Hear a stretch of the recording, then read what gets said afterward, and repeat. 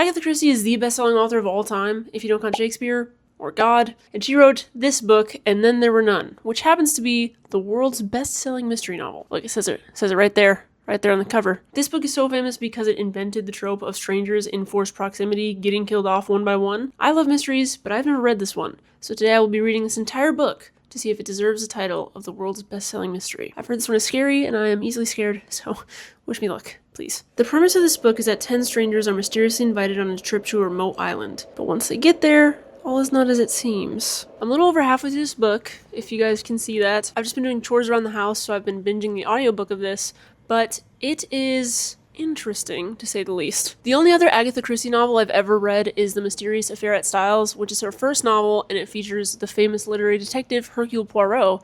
Going into this book, when I first bought it, I thought this was going to be a mystery solved by Hercule Poirot, but he's not in this book at all. This has nothing to do with him, it's not even the same series. The premise of this book obviously inherently makes it interesting, but I feel like because there's such an oversaturation of people who have kind of taken this concept and ran with it, I was intrigued to see how it would turn out in the first novel that's ever done this premise. Basically, at the first night on this island, during dinner, a pre-recorded audio message starts playing, accusing every person at the dinner of having killed somebody. They're all strangers, but immediately they start kind of working together a little bit. There's a judge on the island. He's older and wiser. He takes control of the situation. He's like, hey, why are we here? How did you get invited to this island? Like, what's going on? Which I think is a really sensible thing to do in this scenario, but I don't think people would actually do it. I think if I was stranded on an island and that message played, I wouldn't start talking to these random strangers about it. I do like that there's immediately right off the bat a teamwork aspect. Everyone is banding together. Some withhold more information than others, but at the end of the day, they're all here trying to figure out what's going on. They can't figure out who's invited them to the island because the host isn't there. He just is referenced, but nobody's actually met him yet. Later that night at dinner, someone mysteriously dies. The next morning, there's another death. Now there's only 8 people. A little trio of them start searching the island. They deduce that nobody's hiding. The entire group reconvenes and they come to the conclusion that this murderer has to be one of them. Although the judge is an inherently unlikable character,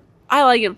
I like him because he takes charge of the situation and he's really realistic about it. He's like, okay, does anyone have an alibi? And everyone gives an alibi, and one by one, he points out the reason why it's not an actual alibi. Everyone's like, okay, well, what about you? He's like, yeah, I was out front of the house this morning, but you guys didn't see me, so I guess I could be the murderer if we're being, like, factual about it. And I just love that. I respect that. It takes someone of some level of integrity to be like, yeah, I could have done it. I'm a suspect too. I like him because of that. I don't trust him, but I like him. Things are getting interesting, to say the least. I think the thing I'm most interested in is, I feel like in modern adaptations where people get killed off one by one, at least 1 or 2 people have motives that have been already established by the time you get halfway. So you're suspicious of 1 or 2 people.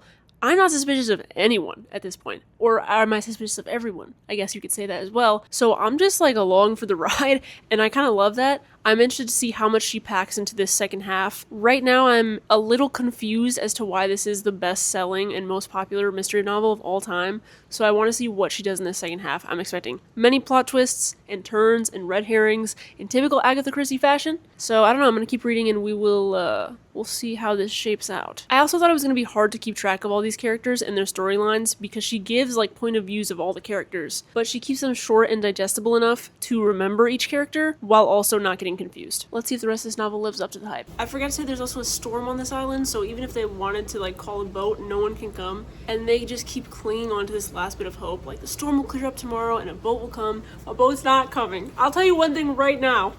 A boat is not coming to save anyone. I'm definitely interested to see if at the end the killer succeeds, if like the killer's revealed to us before or at the very end, if there will be other people still alive that figure it out and then kill the murderer. I don't know. I know it looks like I've been in the same place, but I promise I made myself dinner, some chicken and rice. This book is getting good. This book is getting very good, and it's getting frightening. It's kind of scary. The most interesting thing about this book is I don't know how she's done this. Only 4 people are left alive and nobody's suspicious whatsoever. There's a little author's note at the very beginning of the novel, and I thought it was so cute because she talks about how important it was to her to read this book and to make it not obvious who the killer is. At the end she says, "It was well received and reviewed, but the person who was really pleased with it was myself, for I knew better than any critic how difficult it had been." And I think that's so cute. Despite how terrifying this is, like, I'm home alone and I'm scared. This is great writing, and I have no idea what's gonna happen if there's only like 30 pages left. So props to Agatha Christie. It's nice to just be able to read this book and relax, because the first time I tried to read a book of hers, I was trying to actively solve it,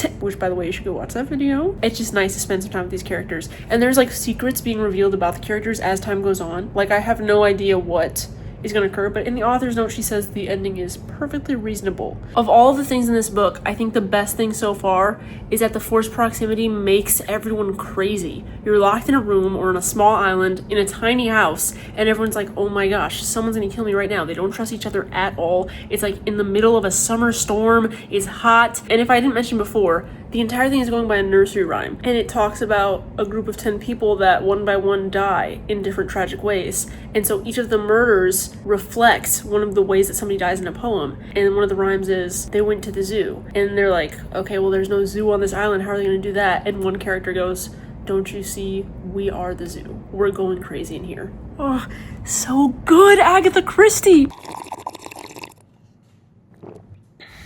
Y'all, this book was scary as frick.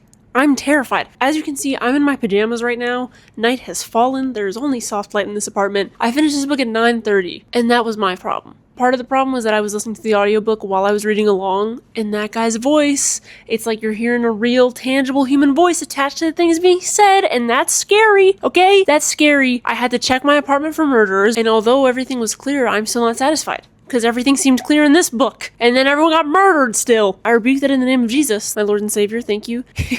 You guys aren't here to talk about that. This book, this is a well-written mystery novel. This is probably one of the best mysteries I've read until the very end. I had no idea what was going to happen. Like, not a clue. And there's even, like I said, he goes by a nursery rhyme. Like, you know what's gonna happen, but you don't know what's gonna happen at the same time. I thought this was really well done. There's a bit of a plot twist at the end. There's literally no way you could possibly figure out what was going to happen. I didn't even try. This is one of those books where you're just like, I literally can't even try, because no matter what I guess, it's not going to be what it is. And I think that's why this book is the most popular mystery book of all time. I think Agatha Christie has done something pretty remarkable in writing this book, and I really respect her for that. I've been doing chores all day, and then I finished this and was like, time to do more chores to get it off my mind. I was like, I gotta be doing something else. It gets in your head, it gets in your mind a little bit, you know? I quite like this book. I'm gonna give it 4 stars.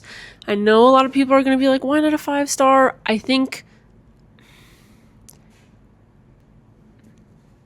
maybe it is a 5-star. I think it's because I've read or watched 1 or 2 stories that followed a similar plot line and where the plot twist was very similar, that I didn't feel super surprised at the format, but I felt surprised by what was actually happening, if that makes sense. If you've read it, you probably understand what I'm saying. If you haven't, read it and then you'll know what I'm talking about. And apparently this is one of her own favorite books that she's read. For my second Agatha Christie novel, this is definitely the favorite one I've read so far, which I think would have been the case no matter what other one I had read. I'm so surprised that there's not a film adaptation of this novel. You know when you read those books that you're like, how is there not a movie about this? And there might be, I haven't looked it up, but there's not a modern remake. And they've just redid The Murder on the Orient Express and Death on the Nile, A Haunting in Venice. All of those are based on Christie novels, so I'm really surprised that this one hasn't been adapted. If you want me to write the screenplay, I will.